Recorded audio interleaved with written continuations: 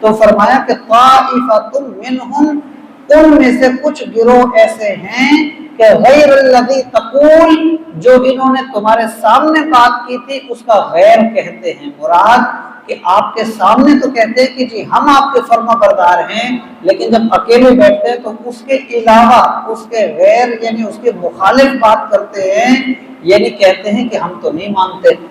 تو یعنی یہ لوگ منہ پر کہتے تھے کہ ہم فرما بردار ہیں اور پیٹھ پیچھے کہتے تھے کہ ہم نافرمانی کریں گے، ہم ان کی بات کو تسلیم نہیں کرتے۔ تو ان کا یہ جو انداز تھا، اللہ نے فرمایا وَاللَّهُ يَكْتُبُ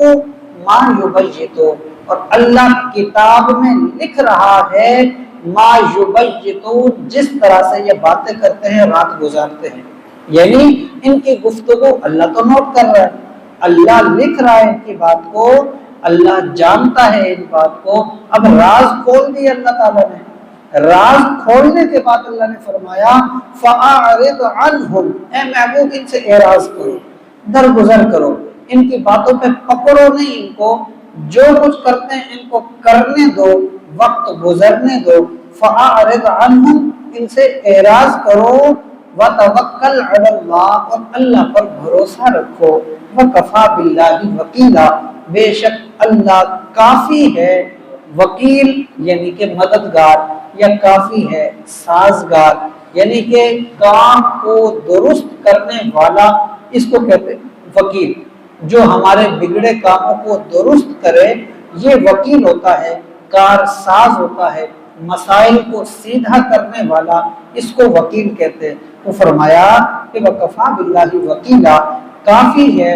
اللہ تعالی وکیل، یعنی کہ ہمارے مسائل کو درست کرنے والا۔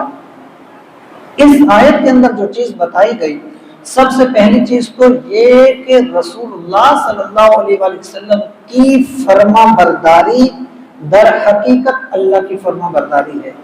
کوئی بندہ یہ کہے کہ میں اللہ کو تو مانتا ہوں، اللہ کا فرما بردار ہوں، لیکن رسول اللہ صلی اللہ علیہ وآلہ وسلم کے طریقے کو چھوڑ دے، کبھی بھی وہ اللہ کا فرما بردار نہیں بن سکتا۔ دوسری چیز اس میں سے کیا پتہ چلی کہ پیغام پہنچانا تو ذمہ داری ہے، لیکن ہر ایک کو پکڑ کے سیدھا کرنا یہ ذمہ داری نہیں ہے۔ نہ ہی انبیاء کی یہ ذمہ داری تھی، نہ ہی ان کے بعد والوں پر، کیونکہ امت پر یہ ذمہ داری حضور صلی اللہ علیہ وسلم پر نبوت کا سلسلہ ختم ہوا، تو اب یہ علماء کی، اولیاء کی ذمہ داری ہے کہ وہ انبیاء کے ورثاء ہیں۔ تو یہ ذمہ داری ان پر بھی نہیں ہے کہ ایک ایک کو سدھاریں، پیغام پہنچانا ان کی ذمہ داری ہوتی ہے۔ آج کے اس دور میں بھی بعض ایسے افراد پائے جاتے ہیں کہ اگر کوئی ایسا بندہ ہے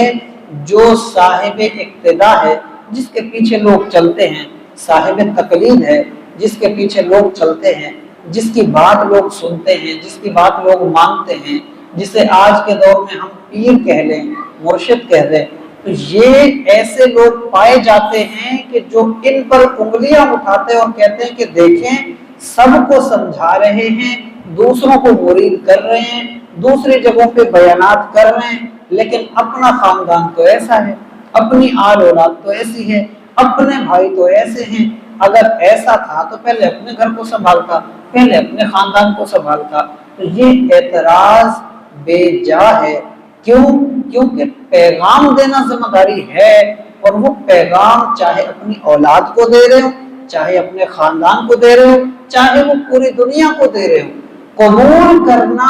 یہ اللہ کی توفیق ہے۔ بعض اوقات اپنے قریب کے لوگ قبول نہیں کرتے، دور والے کر لیتے، تو جنہوں نے قبول کر لیا